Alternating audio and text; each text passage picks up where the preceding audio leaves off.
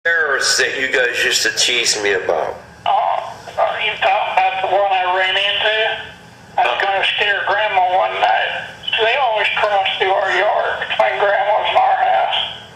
And she come out of the house, they were standing there talking. I took off running. I was going to scare her when she got around the corner.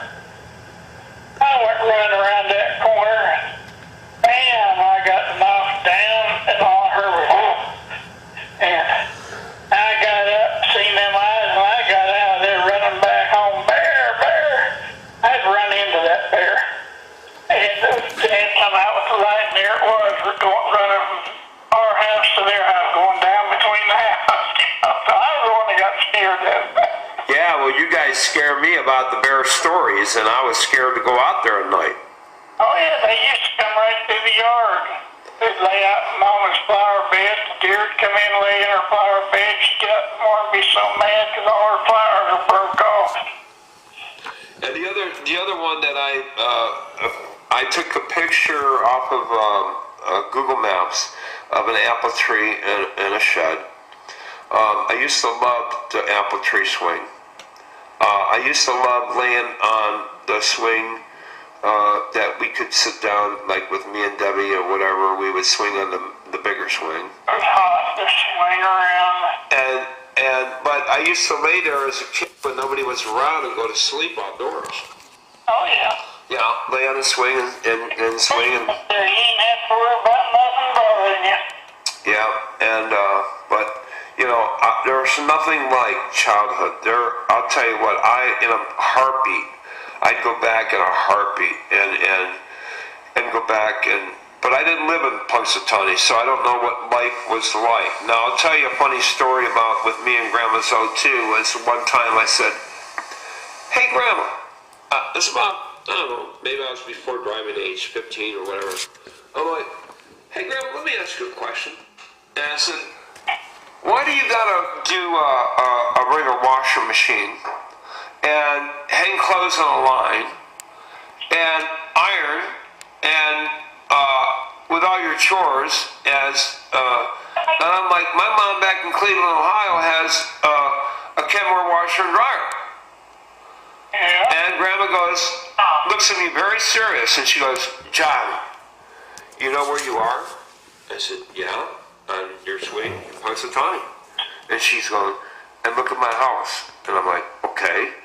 She goes, "Now, if your dad and anybody got me a Kenmore washer and dryer, first of all, do you think that my electricity would be able to handle it?" And I said, "I don't know, Grandma." I said, "It handles our house. I mean, why wouldn't it handle your house, you know?" But she told me, she said, "Well, first of all, if we went to get if we went to get an electric washer dryer, we would have to probably go to Pittsburgh and get it at the Sears Kenmore store." Okay. So I'm like, "Well, Grandma, that's not a problem." I said, "My dad drives." I'm like, "He's got a station wagon." Yeah. You know? And some miles away, you know. Yeah. So Grandma said to me, she goes, "Your mother is blessed to have a Kenmore washer, a dryer." She said, because it's and top of that, you kids wear perma-pressed clothes, which is hard for, to hang up, wash and... I had an old ringer washer, a big old tub of water. I remember pushing that washer in the kitchen. I'd have to carry water for her, dump it in. She'd wash them clothes with the old ringer washer. Yep. And same with your mom. Your mom had ringer washer, right? Yeah. Yep. So, but that's what I'm talking about. The kids of today will never know how hard those women back then really worked. And top of that, I told your mom before she passed away, I said, "You know what I really appreciated from Aunt Jean and Grandma Zoe was they always at Christmas time sent us kids a package of homemade cookies." She always sent them to me. And she said, "Well, Johnny, you're going to have to start making them yourself."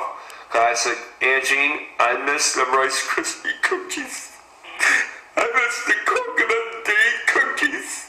I were coming home from school, you could smell it in the neighborhood. You come in, and especially like if it's gonna be a holiday or something, she always had bacon. You could smell fresh baked bread. She had pies, cookies, and everything.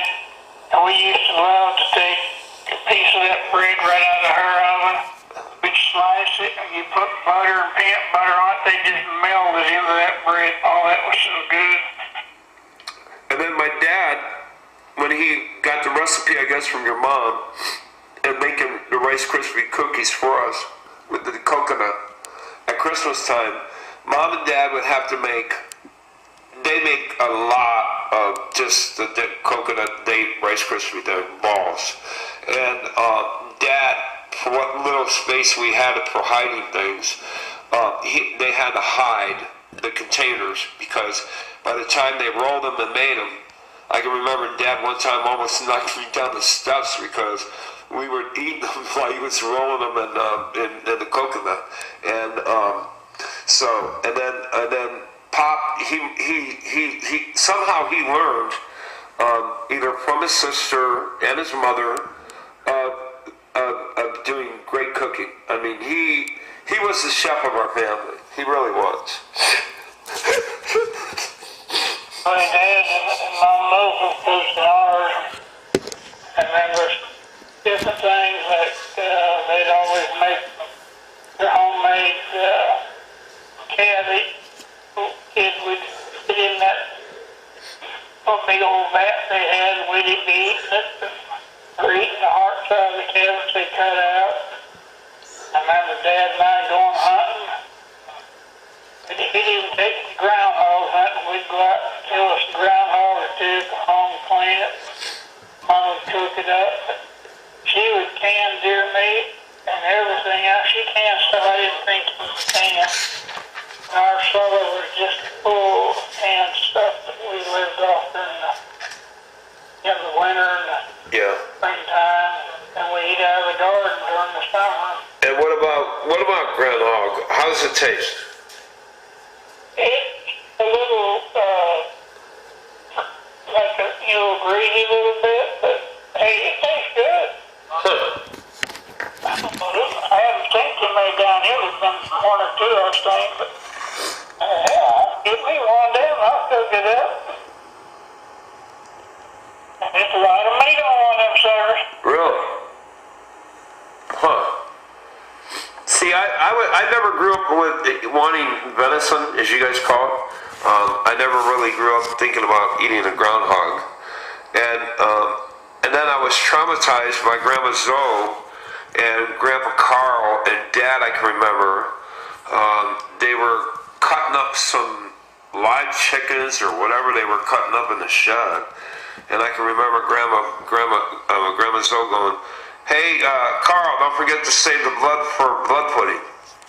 Yeah. I was traumatized so much by that when I go back here, if I didn't see Grandma Zoe open up a pack of Jello and pouring it in hot water and put it in the refrigerator to make heavenly rice with, I was like, I'm not eating your Jello, Grandma. I'm sorry. I'm not eating.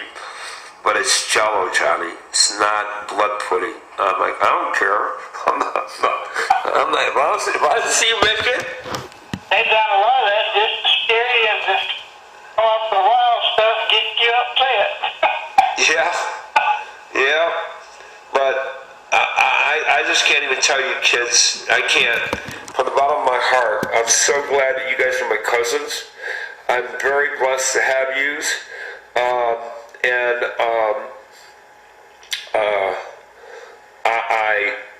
And Doug, I'm glad that we get this opportunity to chat of the good old days. I just want one more story to tell you how good the man my dad was. Okay. We were driving down the road one day, and this man had hit a dog, and he went off the side of the road. He was trying to get up the bank with that dog under his arm. Everybody just drives by. Dad stopped. The man only had one arm and part of another one. And Dad didn't hesitate to go down there and reach down and grab that man by the stub of his arm and pull him up over that bank and help him to his car. Now, not many people do that. You get a handicapped person they want to stay away from. He didn't hesitate. Everybody was the same to him. Well, see, that's one thing about a gift of loving God. I guess that your dad and your mom would help out and give whatever they could to help people even on the street.